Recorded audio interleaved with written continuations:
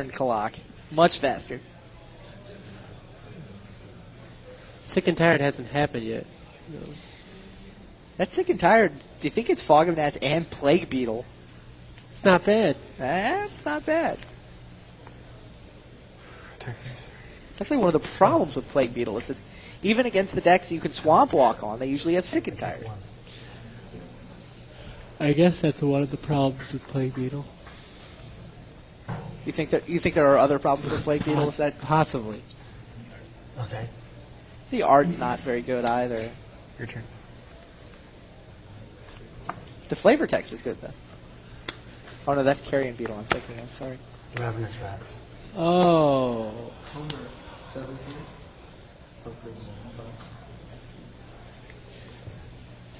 Declare my attack. Your Move Games, originally in Somerville, Massachusetts, of course, has now recently opened a second store in Providence, Rhode Island, which is an interesting town, to say the least, from my experiences in Providence.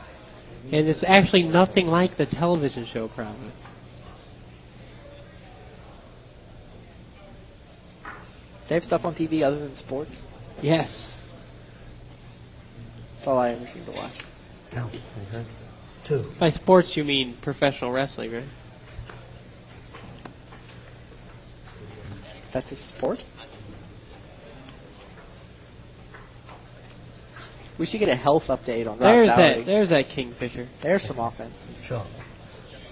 I take 2. Sick and tired comes out right here, right?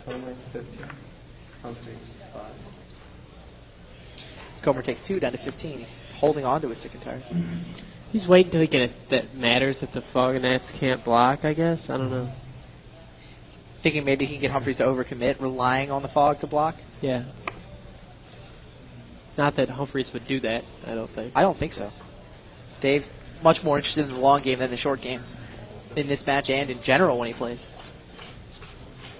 Declare my attack.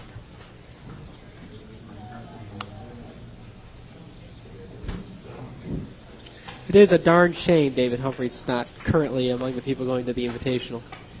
Go ahead. I agree. He's one of the more deserving people that didn't make it. Mark Lapine, actually, I think is the most deserving person not to make it. Yes, I'm afraid to say that is true.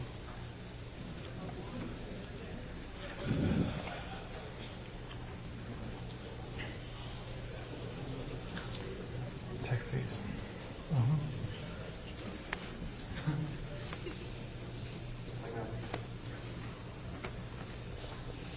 Alright, it's time to shut down the Plague Beetle. Enough is enough. I'm not taking more than one from that thing. So there's no way Humphreys uses the Reclamation again, right? Seems risky at best. If he draws a Soul Feast, he's fine. 2. We've just been informed that Rob Dougherty's health is apparently intact because he's up 2-0. And Darwin's up 2-0 as well? And Darwin is up 2-0. Take 3. That's true. Dougherty's deck is good enough that his health may not be relevant to him being up 2-0. I wonder if Brian Seldon threw Hope and Glory in the second game, too. Wow, we need to show Seldon the videotape after that match. That was crazy. It was absolutely insane. It was a train wreck game. It really was. It's one of the films they show you at like magic It's school. so If you get a weird. magic ticket, you have to go to class. It was so strange because it wasn't like usually when people do it, they make like the kind of thing good players would do, myself included. When you make a big mistake, is you make one giant, dumb, absent-minded error. Yeah. But it was almost like he made it once and then said, I'm just going to make it seem like I never intended to cast it ever or something. I don't know. It was really strange. Just like his whole plan was just wrong from the beginning and he was standing by it. Yeah. It's like high school debaters that are trained to argue their position even when they know they're wrong. It's very, very unusual. Humphreys is trying to make sure he has enough cards left in his library to win before he gets decked. Kingfisher goes away.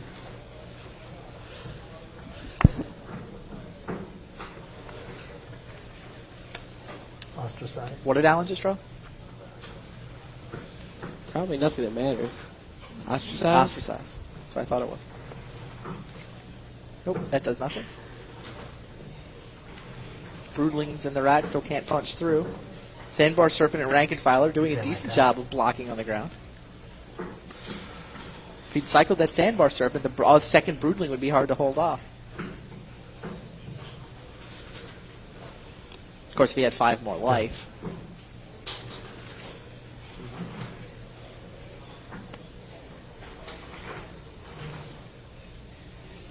So Comer's down to 12, is that right? Ooh, Blue Lightning.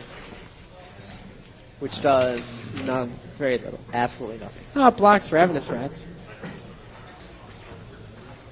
I'd cast it. Attack phase. Sure. Take it. There's 3 more in the air at the Blue Flyers. Humphrey smashes Comer down to 9. 3 more turns unless Comer draws something. But if it's a Blue Flyer, Humphreys can just befoul it. Your turn. Comer has nothing in his hand but land.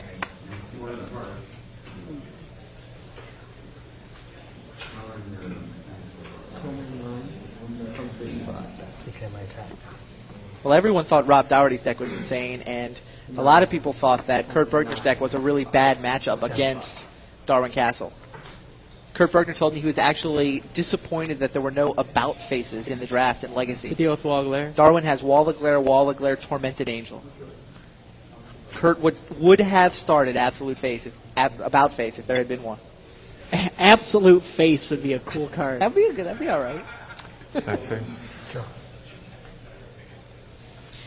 Darwin told me that he thought his deck should never lose to red-green, but if Kurt drew Fault Line, that he could win. Darwin said what he actually believed was he was not going to lose a game where Kurt did not draw Fault Line. Absolute Face could be an enchantment where every creature's power and toughness are reversed. Creature. That's an idea, huh? Nice. Land. Okay, my attack.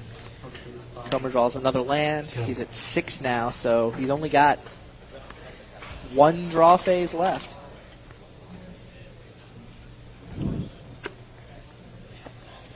Mental Discipline.